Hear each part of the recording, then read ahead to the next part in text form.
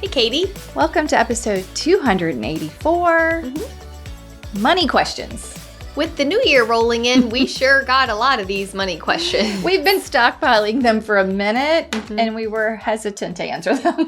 Well, we're not CPAs. Yeah, let's do some disclaimers. Yeah, we're not CPAs. We are not financial advisors. I'm not even a bookkeeper. There's also no right way per se. It's like a lot of the questions that come in from our listeners have to do with how much do I need to set aside for marketing? How much do I need to? It's like everybody runs their business totally different. Yeah, but I think the problem is people don't talk about it a whole lot, so you don't have any point of reference. Yeah, like maybe we're just going to give you a range. Obviously, my numbers are not the same as your numbers, are not the same as someone else, and the first thing I would say about numbers, I didn't write down this episode number, but remember the number tracking episode? Yeah. I feel like it was at the beginning of 2024 and was very well received. As much as we don't want to do them, our numbers episodes are always very well received. Yeah, they are. But the most important thing you can do is track your numbers. Understand how much money you are making, how much money you are spending. Have a budget. Have like your expenses written down somewhere. So I think step one is always have some knowledge of what's going on. You know, have you ever seen those memes when they're like, do I balance my checkbook or do I have a bookkeeper? I just pray and click the button to like check balance. You know, it's like, how much is in there? I don't know. I click the button and they're like, because especially now when people pay so many of their bills online, auto draft. It's just like it's coming and it's going. And sometimes we don't know what's up and what's down. Yeah. And sometimes I'll like be doing a good job and then I'll slack for 3 weeks where I'm just struggling. And the longer you let it ride like that, then tax time comes. Y'all, it's January, but it'll be around the corner. Yeah, it's almost now is a perfect time because you're done with 2024. Like you have all the information you need. You can start collecting all that. I always laugh because in January is when they're like, get your taxes done early. I'm like, yeah, those are all W-2 employees. Yeah. They're excited about getting this. I might get money back. We're like, how much do I owe? How much do I owe? And we're like, how long can we put this off? How long can we put this off? I get so anxious about it that I'm telling my CPA, like, hey, as soon as you can give me my number, just rip the Band-Aid off and tell me. I just want to know. Because you're like, I got to know. But we do have, again, we're not CPAs or tax advisors. So we do have a good episode if you're wanting to dig into that a little bit more. You have it? Yeah. Episode 76 was we interviewed Karen Bond. Yeah. Karen is a CPA, so she has the appropriate education and certifications. And her husband is a realtor. Yes. So she does his taxes. She's very familiar with realtor taxes. So she gave us some really great advice and tips in there. So 76 is where you need to go. How about I just start giving you some of these questions? Okay, let's just dive right in. Hey friend, we just wanted to pop over and remind you of all of the freebies that we have on our website at hustlehumblypodcast.com/resources. There are quite a few on there. They work for buyers and sellers, for your business, all different things you might need, and all for free. Alissa, which one is your favorite? My favorite freebie is the due diligence checklist. Oh, that's a good one and so impactful for your buyers. It's a great email template. It's a really good one. My favorite is probably the staging checklist. I want my sellers to have those houses looking good. Yes, yes. So head over and see which ones you would like to download or get them all. Enjoy. Number one's pretty easy. How much emergency fund are fellow agents saving? 3 to 6 months or more? I think it's good in our industry to have at least 6 months. I think that's set aside. A great tip. I have been struggling and working on this for my entire adult life. I do not have a 6-month emergency fund. That's okay. I would be excited if I had a solid, never moved 3-month. Okay. And I think that if you are like, I just kind of, live on the edge here, right? I'm living on the edge. Yeah. But I think that if you had 3 months, at least you should have, even with the real estate cycle, a closing somewhere amidst, like if you had a 3-month, but 3 to 6 sounds right. Yeah. More than 6 seems like too much. I know. I just am an anxious soul when it comes to. Yeah. Do you have more than 6? Yeah. Yeah. I just get nervous. Is it like, I can't touch this money? Mm-hmm. So fascinating to me. I know. Because, with inflation, and again, no expert, your money is losing value. Well, like Tanner made me move it into an account. Okay, thank God. Tanner was like, this can't sit here. We must move it to somewhere that will at least get the level it out. I know. And it's so interesting. I have I need money therapy. Oh, okay, great. Okay, so podcast therapy, we're having a money therapy episode. Perfect. I have my MBA. Yeah. I went through all these business, finance, accounting classes. Yeah. Majority of the time when I sit down with any kind of financial advisor, I'm like, I have no idea what you're talking about. Okay. And so I get so stressed. They talk over your head and then you what? They block do, out? but I'm like, I don't trust you because so my guard is up and I'm like, are you just You think they're trying to take your money? Uh-huh. Okay. So then I'm like, I'm just going to keep it all because I don't want you to take it. Now, interesting. All of this to say, if you've been a listener, you know that I've dabbled in investment properties and things like that. Mm-hmm. At the current moment, just with life and rising cost of insurance and interest rates are high, I haven't had the itch or come across a deal that was good enough that made me want to buy an investment property. Okay. So 2 years ago, Tanner and I got a referral from someone who we do trust, who is very much like an investigator. Okay. And was like, go use this person, go talk to them. And it was the first one that Tanner and I both felt comfortable with. Okay. And we handed it all over and it's being managed. And I told Tanner, I don't want to look at the app. I don't want the app. So that's on you. You have the app. He loves it. He loves to check it every day, check on things, what's up, what's down, how is things looking. And I'm like, so I will look at it in 20 years. Great. Good plan. You have basically a financial advisor investing money into the stock market. Yeah, and other things, I guess. Okay. I will say this because what you said at the beginning of that was you used to use all your extra money to invest in real estate. Yes, because I understood real estate. Well, you're going to love this quote. And I could control it. I was watching Gary Vee interview an old CEO. I don't remember what company, but he had been around forever and ever and had a hedge fund, I think. So he was in the financial world. Okay. And he was saying, people come to me all the time and ask me, what should I invest in? And people ask Gary that as well because he's been notoriously a great investor in companies and he was an early investor in Facebook and Twitter and all these things. Okay. Yeah. So they both said literally at the same time, I always have the same answer. You should invest in what you know. Yeah. Period. If you don't know it, then that's not it's okay to invest your money anywhere. Yeah. If it's something you know, then you'll have a better outcome. Well, my thing with real estate too is even if a house didn't bring in what I thought it would or something, I even understand that. Yeah. So it was there was never any surprises really, but I will say, having things. So Tanner made a good point. We have to diversify. Right? Yes, we good have idea. Real estate. Yeah, you've got it. Yeah. And then we were having some issues with insurance on our rental properties and just the rising cost. And then tenants call, right? And it's we have little kids. We both have full-time jobs.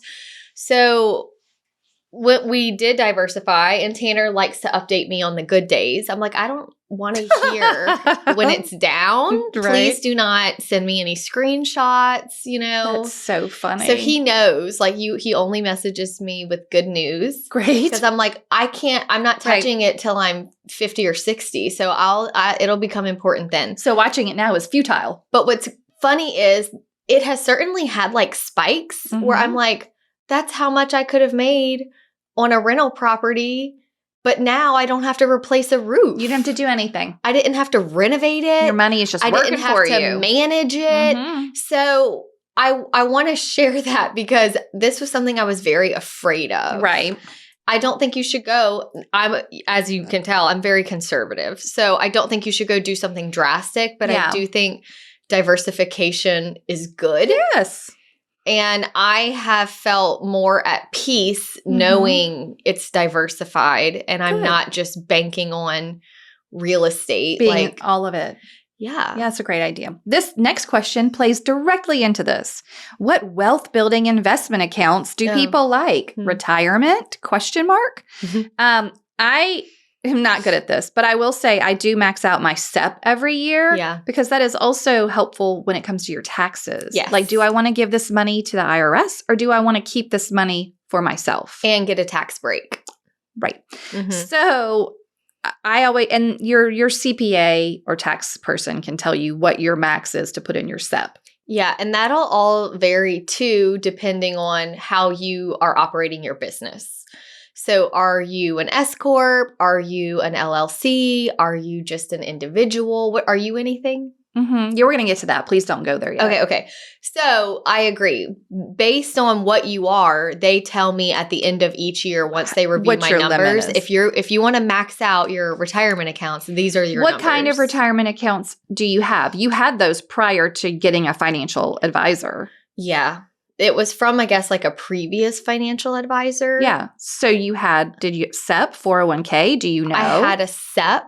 Okay, which is I'm not going to even do the. Yeah, we're not those people. Yeah, it's SEP. SEP, IRA. SEP. Go Google it. IRA. Yeah. Yep. And then I have a Roth.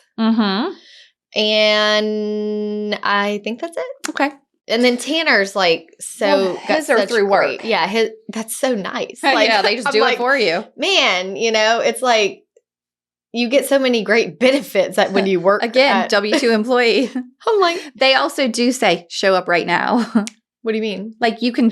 Yes, you're late. It's 9:01. You're late. This is what I like to call pros and cons. Yes, you must request off for vacation. They're like, you only get 2 weeks. I'm like, but you do get great insurance. Yeah. All right. Next question, right in line. What is your exit plan? How are you not having to work in your 60s, 70s, 80s, 90s? This person has given us all the decades. I have a not funny somewhere story. Beyond the age of 60. Are you planning not to work? Alissa Jenkins. What do you say? I am a worker bee. I'm also in a season of life where I barely have a 5-year plan. Yeah. I'm just in the trenches of getting Tate. Like it's too soon. In For full someone big boy obsessed underwear. with retirement. Yeah. It's funny that you're like, I don't know that I will retire. I'm like, but you sure are doing a lot of planning for something you're not sure you'll do. I think I will certainly slow down and be way more selective, but I don't know what life looks like if I'm not producing something. That's part of your identity. I enjoy it so much. Like I really feel like even when I get in seasons of slow times, I get in the worst funk. Yeah. Like I guess I just don't have the motivation to but the busyness keeps me going.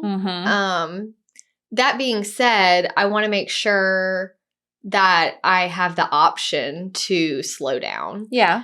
My grandpa and my dad, I think all this I don't know, both sides of my families are worker bees. But I look at my dad and my grandpa who were both appraisers. Right. And my grandpa, lived a long time and he did his last VA appraisal in April and passed away in October. So he still was working. Yeah, he was still. So my grandpa was the first licensed VA appraiser. His license number was 0001. In Louisiana or in the country? I don't know. I'm not sure. Either way, he's been doing it. So it was he got to where instead of doing all the appraisals, he only handled the VA. Okay. And my dad worked with him. And I'm looking at my dad now, who's approaching 70. Right. And he's still going super strong and loves it, but also goes duck hunting all the time. And he can do as much as he wants. Yeah. That's good. So it's just different, Yeah. So there you go. But your exit plan, you have all of these investment properties. Tell them about, is it Jennifer who has all of the properties and then she just sells them off to fund her retirement? Yeah. So a lady in my office in her 20s was a single mom and she's in her 70s now. Yeah. So she just, when she moved from her first house to her second house, she just never sold her first house. Yeah. And then continued doing that and built this huge rental portfolio. Yeah. Anything from like a 1-bedroom apartment to big houses that would bring in $4,000 or $5,000 a month. So I remember she told me the story about when her daughter was getting married. You know, she's the only parent. And so she put a sign up in 3 of their yards. And the first one that sold, she's like, this will do. She paid for the wedding and gave the other half as a wedding gift and kept the other 2. She just like took the signs out. Took the signs out. Not for sale anymore. JK. I just needed to sell one. I didn't care which one. Whatever one sold first. I love that. Yeah. That's a really good plan. That's a great exit plan. All right, next up. Do you have an exit plan? Like, what do you want to? I know you're loving your teaching. I don't know what my exit plan is. Isn't that weird? We need like a vision retreat or something. I don't have an exit plan because I'm not a saver. So, like, I have to keep working to sustain my lifestyle. Well, we are exact opposites. So maybe one day if I'm able to save some, then I'll have a decision about exiting. But as of now, I just have to keep working. But do you enjoy it, or do you wish you had? I choose the work that I like. I know. But I also like to work, but I'm 47. Yeah. I don't have an exit plan. So please, if you're listening to this and you're like, it's too late for me. Yeah. I don't have that. I didn't do that. Not too late at all. No. And also, people can work a lot longer. Like, for sure. You know, retiring at 65 is a very arbitrary number. Oh, yeah. You're fully functional and able to work well beyond that. Yeah. So, I don't know. Like, I could even see being like, I don't want to sell anymore. I'll be the office secretary. You could. Like, the thing with real estate is I think there's so many options to stay involved. Yeah. Yeah, I don't know. We'll have to revisit this. I'm not concerned right now. I'll get back with you later. This is such an honest conversation. I would say. Okay. Well, that's why we kept on what should we do this or not? We put off this episode for a long time because we felt like we needed some magical answer, but this is just real life. I think that's what people need to know. They just want to have permission to keep and not feel bad about it. Just you got to do the best you can. Yeah. Also, things are very expensive now. So, like, how do you save money? Both of us are in stages where we have 2 kids in private school. Ainsley's going to drive soon. Yeah, like, she keeps saying that. I'm like, expenses are so high. She has braces. Yeah, oh man. Yeah. Okay. Haven's going to need those. Yeah. Tate, I think, won't, but. Yeah, well. All right, let's move on. How are fellow agents dispersing each commission? Us agents have to be responsible to take out all taxes, retirement, etc. from each check. And I recently had a come to Jesus moment with finances and how to break down each commission. And it has been nothing but liberating. So I'm curious to hear from others if they do something differently or better. Okay. Do you want to tell us how your commission check gets broken down? So do you want to journey. Here's my journey. Please. You know, I've said before when I teach the email class, like the reason I keep it so simple in my email is because I used to not. I had folders inside of folders inside of folders because I'm an over organizer. Okay. Like I want everything to be just so, but it actually made it more complicated. All right. So my first year of real estate, I've shared this story before that I didn't save anything because I didn't understand as a 20-year-old that I had to pay my own taxes. Yeah, that was like rough. I had never filed taxes before and not gotten money back. Right. So my first year when they were like, you owe $12,000, I asked the tax person like, oh, who pays that? I asked that question. That's how in the dark I was about this whole thing. Did you have $12,000? No. I did not have $12,000. I can relate to. I did not. No. Not at all. No. I probably had like 9. Oh, that was pretty good. Because I was hoarding. And now I have to come up with 3. You were like, oh. Yeah, it was terrible. You were like, I went from having money to needing money. Yeah, how'd that happen? In a quick second. And very quick. I was so proud of that savings account. You were. And it was just like, bam, there we go. Okay, but imagine that same thing happening to you, but you weren't a saver. And so you had 0 in that savings account. And then you all of a sudden you were like, I got to find the whole 12. Yeah. Yeah. And that's when I missed bartending. Yeah. Because I worked my booty off to just work as many shifts as I could. I exhausted myself to just get it out the way. Yeah.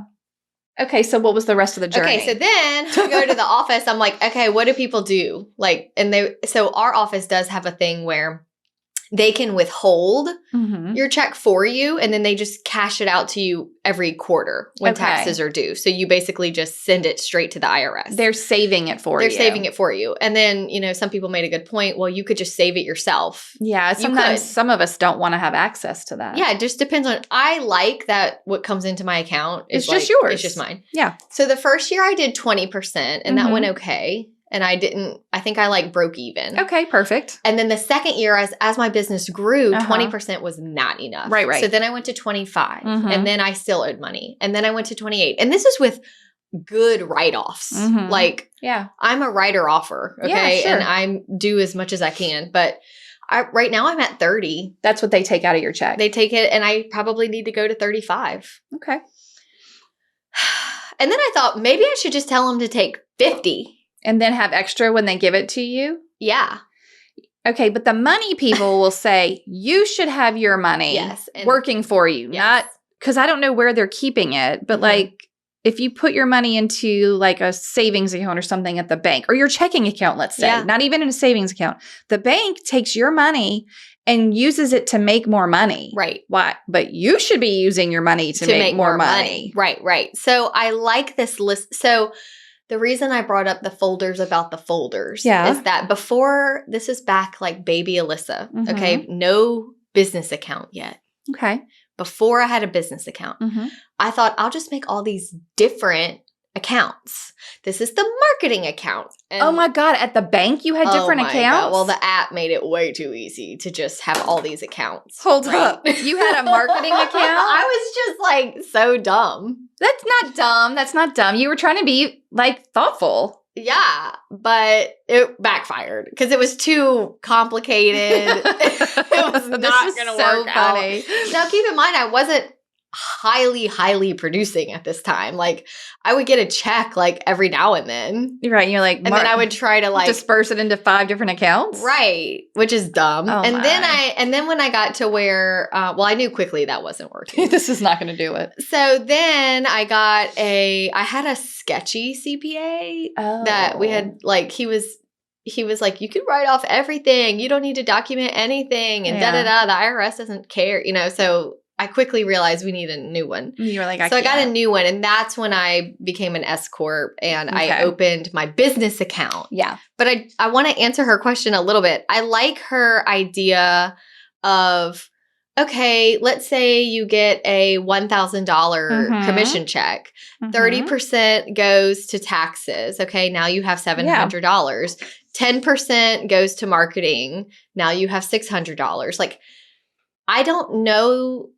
We here at Hustle Humbly keep it so very super simple.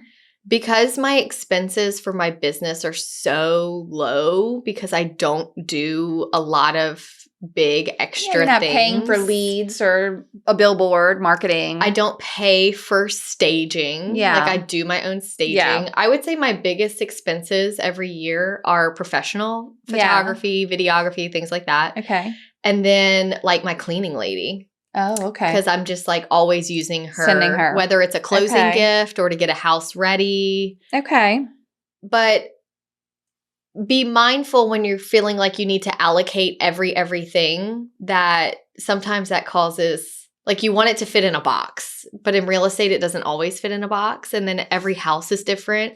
You're going to spend a lot more money on a listing that sits for 6 months than a listing that sells in the first week. So don't put too much pressure on yourself, but I like the idea that what you're. Yeah, we're going to actually, there are a couple other questions that are going to dive into this again. Oh, good. So that was very helpful. Next up, let's go back to the business basics. They said, what are the business basics I need to know? I got my license. Now what? LLC or S Corp? Well, I think you have to make money first, right?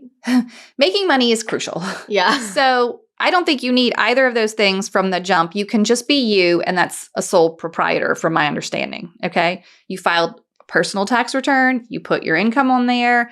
You will end up having to pay self-employment taxes. And, so there are some more taxes because you're self-employed. Fine. Once you get to making money, then you would probably want to be an LLC. Mm-hmm. Okay.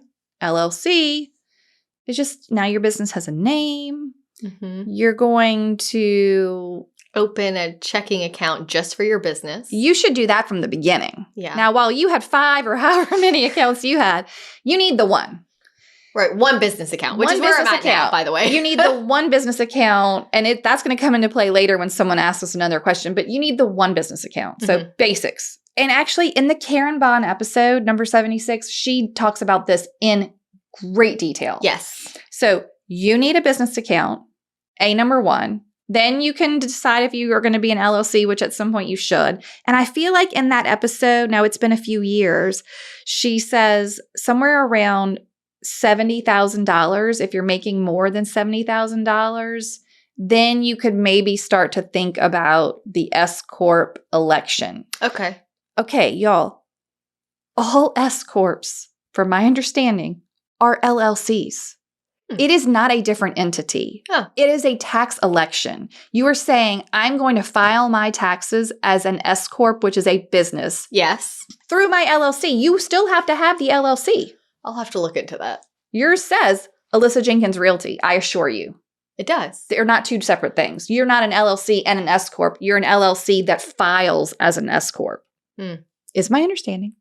I don't know. Okay, so anywho, but when people say, are you one or the other, they mean, are you filing as one or the other? Like, how do you do your taxes? Okay, so we both do our taxes as an S Corp. But the most important part of that is now, as an S Corp, you are required to pay yourself a salary. Yes. Which means the whole reason why people elect to do the S Corp, from my understanding in our line of work, is to avoid the higher self-employment taxes that you pay when you are filing as a sole proprietor LLC, not as an S Corp.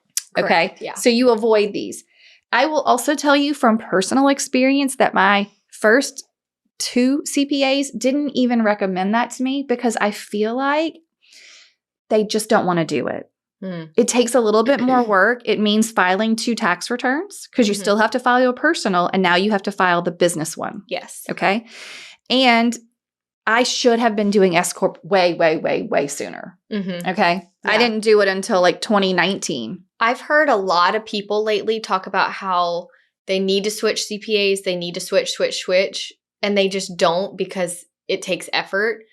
But you are leaving so much money on the table if you don't have a good one. Yeah, and if you feel like the next one's gonna be more expensive, if they save you more than they cost you, it's not more expensive, it's actually cheaper. Correct. Okay, so I'm an S Corp, you're an S Corp, you have to pay yourself, which means you're paying your actual salary, and you're paying those employment taxes in that salary, right? Your bookkeeper does that? Yeah, girl. There's no way I'm going to do that. Me too. So I have a CPA. I will tell you full disclosure, the CPA does my pay, and then now we have, and another employee being paid for the podcast. So the CPA is doing both of those and doing my monthly bookkeeping, and that costs $300 a month. Okay. I am fine with that because, and it was $250 for a while, because if I don't have them do it, it won't get done. Right. And they're doing all the payroll reports because I don't want to do any of that either. And they're doing my, paycheck. It's done once a month. I only pay myself once a month. I don't need to do it any other way because you can take a draw anytime. Yeah. You can move the money anytime. So that's how that works for me. And then they do still have to charge me for my taxes when they do the tax returns, but it's like $500 or less for each of my returns. Because everything's done. Because they've already done it. They've already done all the work. Yeah. They've already done all the work. So that's the story with that. Mine is almost identical to yours. Perfect. So I won't dive into the details. Okay, great. Let's take our next one. QuickBook hacks for keeping accounting streamlined. Do you enter clients and tag? You're going to see why I'm reading this. Do you enter clients and tag expenses and mileage to them in tracking profit per client? Oof. When to involve a bookkeeper? Best use of a bookkeeper versus DIY? Well, I think y'all all just caught. Neither one of us are DIYing it. Not for this. No. And my next answer to this would be, there is no reason why you need to know profitability per client. Right. None at all. Unless you're just bored. Right. Unless you're just a freak for data, it's not going to change anything in your business. Right. Some houses cost more than others, so you automatically you make more. Some clients take longer, but they make you more. Right, like that's Some what you were saying. Clients take longer, but they make you less, you know? My CPA is using QuickBooks to keep up with, but I'll tell you how we do it. Every month, she sends me an email and it's like, send me your statement from the bank, and then they just do it. That's how mine does That's too. the importance of using one account. Yes. It's very easy for them to because you're not going to have that much out of left field stuff. It's repetitive. Mm-hmm. So they're like, oh, I know whatever.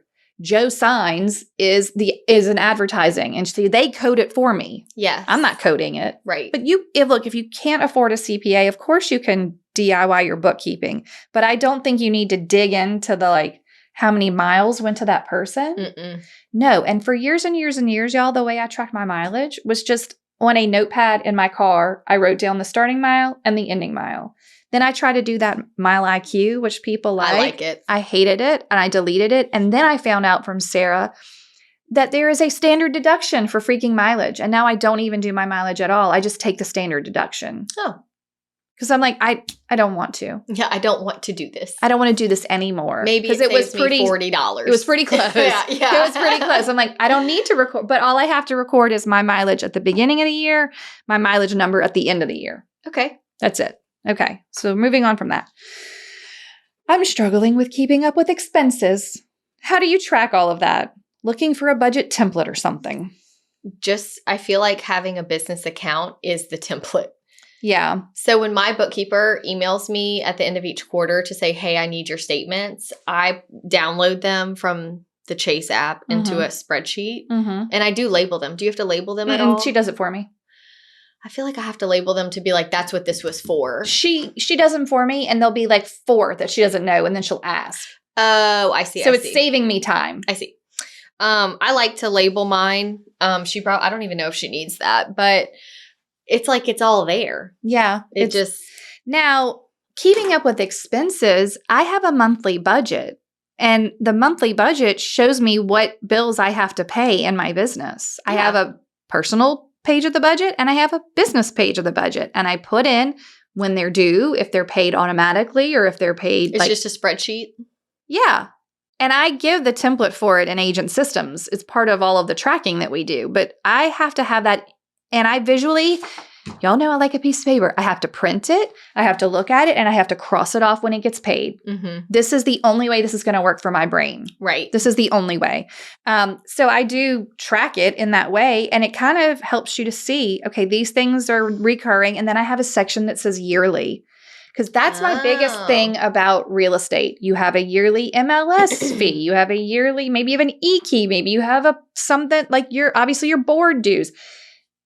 Maybe you pay for a year, have Canva Pro. Mm-hmm. And all of a sudden, these things are hitting at all these different months that you were not expecting. And you don't even realize it. And you're like, oh man, another $150 out the window. Yeah. So I keep the yearly section, and in the yearly section, it'll say Canva, MLS dues, blah, blah, blah. And I put what month it's going to be due. Brilliant. So that I know what month to be expecting it. Did the tracking money episode have a freebie? I think it did. Okay. I think we'll have to go back and look at that. Yeah, I mean, I'll go, well, we need to look up what episode number that is. Mm-hmm. But there is some trackers in there. Yeah, there was. Okay, next.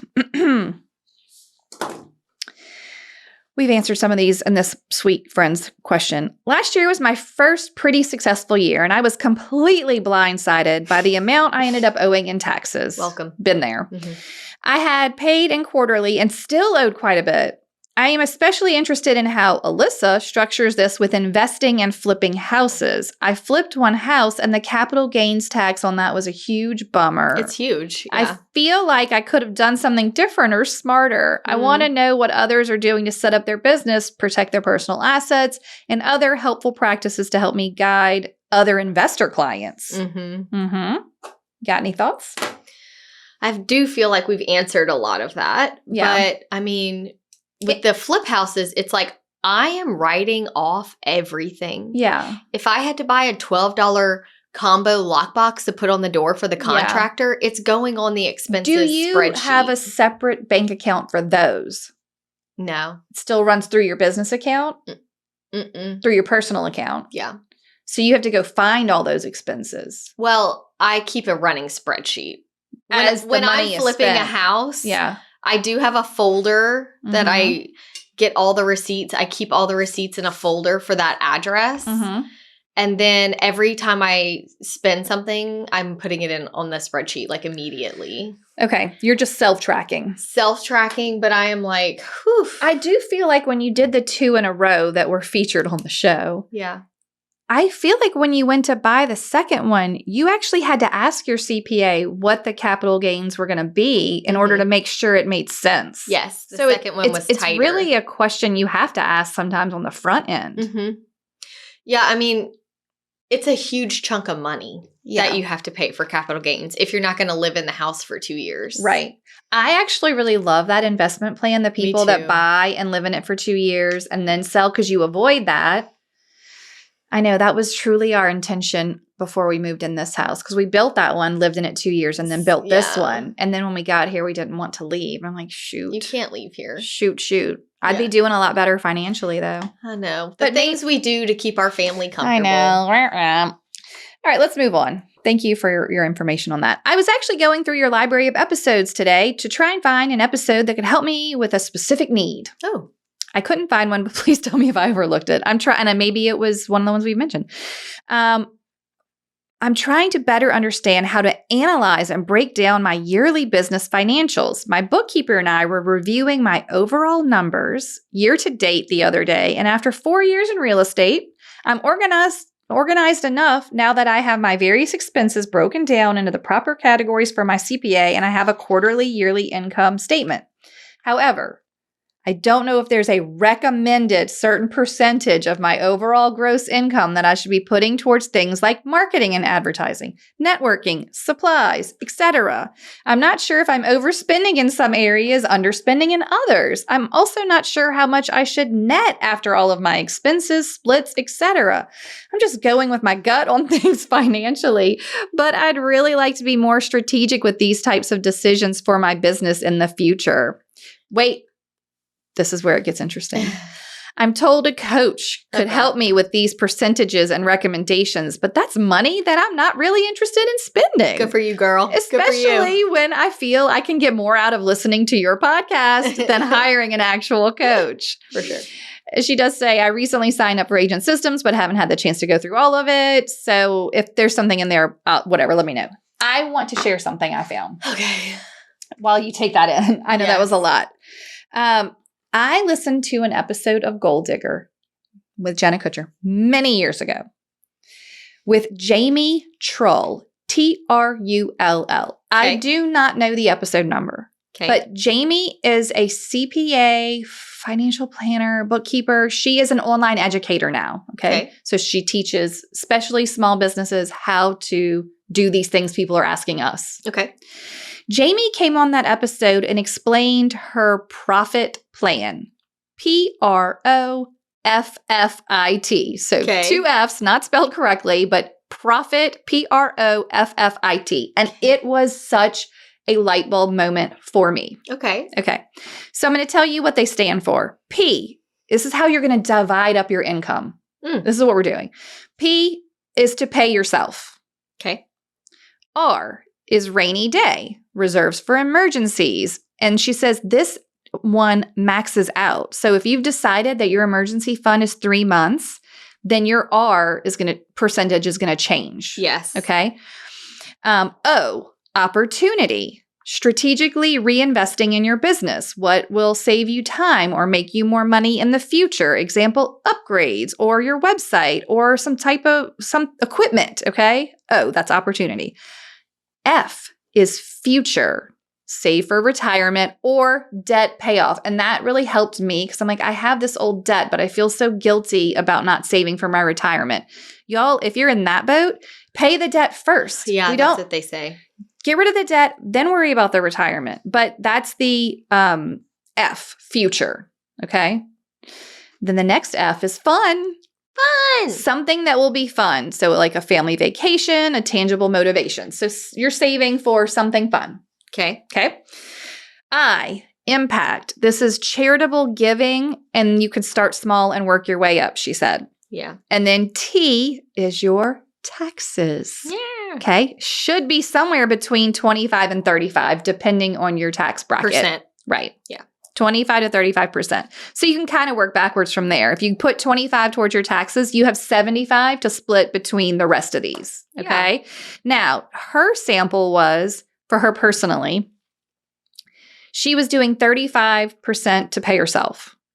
0 was in rainy day because she'd already got her whatever her emergency fund. Met. She was done, so just she like yours. She wasn't having to allocate anymore. Once it's done. Now, if you had to dig into it, then you'd put it back in, right? You have to replenish. Okay, fine. So hers was at 0 for rainy day. Her opportunity was at 20 because she was growing her business. Mm-hmm. Okay. Future she had at 5. Fun she had at 5. Impact she had at 10. And taxes she had at 25. So you have to pay yourself, pay your taxes, and do the opportunity. That's to grow your business. Yeah. Those are the first ones you've got to do. I just thought that was really helpful. I think that is really, it's a very good guide. Yeah. And when you were reading this long question from our listener, first of all, I feel like she's already so ahead of the game. 100%. So much. One, she already has a bookkeeper. They're talking, they're planning, they have quarterly estimates. They're looking at reports. They're looking at reports. Like, you are ahead of the game.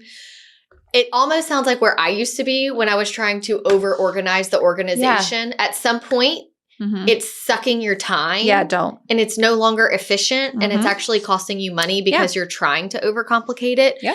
And there was also a lot of shoulds in that message. I know. How much should I do? How much should I do? I'm like, well, what does your family need? Right. What are your expenses? What is are you a dual income household? Is it just you? Like all of these things. This is all huge. Matter. And that's also why we can't just like give you the answer. No. So I'm super glad that you shared Jamie's, because that's a good little template. It just helps you not forget anything also. Yeah. Because I will tell you what money is for me. Very overwhelming. I have trouble with scarcity. I grew up in a household that had money, didn't have money, had money, didn't have money. So like, because my dad was self-employed. Yeah. So I have seen this my whole life. So it was helpful for me to be like, okay, it's really not that overwhelming. This is it. These are all the buckets. If you fill all these buckets, you're good. Yeah. Everything's fine. That's all you have to do. And I like the fact that you're like, these buckets don't all have to be filled at the same time. They don't all, it's okay. Like you got to do what you can do. Yes. And you start small. That's the nice thing about money. You can start very small. Very small. And it will grow, and doing little things makes a difference. It does. Yeah. Those were all of our questions. Great. I feel like this was very helpful. Going into a new year, it's always a great time to I love, Sarah does no spend months, which I think is very impressive.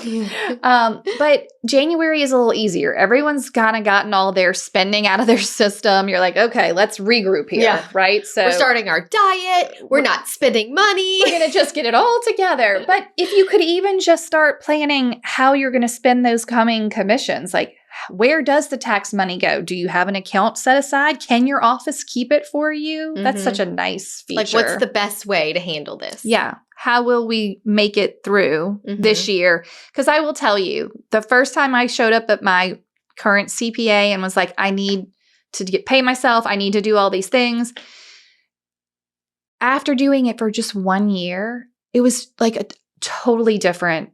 Oh, yeah. It was so much easier. So much easier. So much easier. So you just have to start now if you haven't. And then this time next year, you'll be like, wow, I'm so glad I did that. Also, changing like your tax election, like doing an S Corp is easier now. So you can do it for the whole year. Right.